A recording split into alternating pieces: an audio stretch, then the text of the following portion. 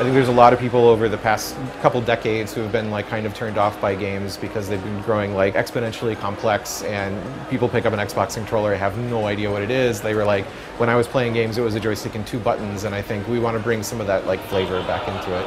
Oh, you got him!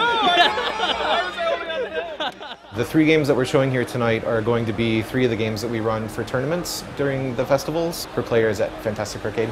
We've got Gang Beasts, which is a game by some guys out of the UK, I believe, called Bone Loaf.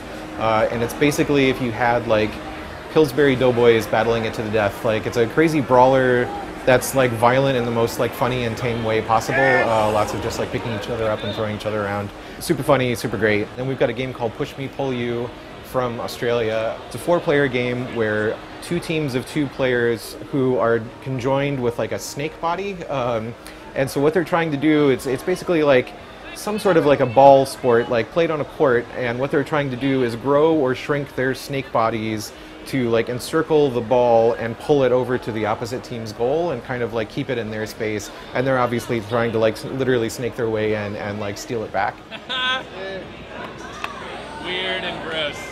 Rusty Moyer, who is a local guy and like kind of a big part of the Juegos Rancheros community, did a game called Astro Duel. But he's brought a setup where he's basically taken like a 72-inch TV or something and put like table legs on it, so everyone can kind of just gather around like an old like cocktail arcade cabinet and play Astro Duel that way. It's a really good like 4-player kind of Asteroid Z type game.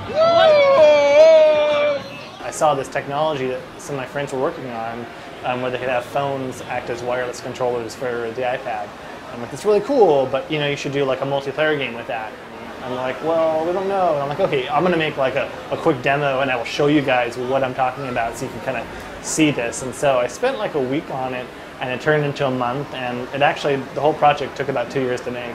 Like, a lot of it just came out of like wanting to show them something interesting, and I kind of fell in love with the idea and then just chased it from there. Like, wow, I don't want to stop. I want to keep making this game. This is really cool.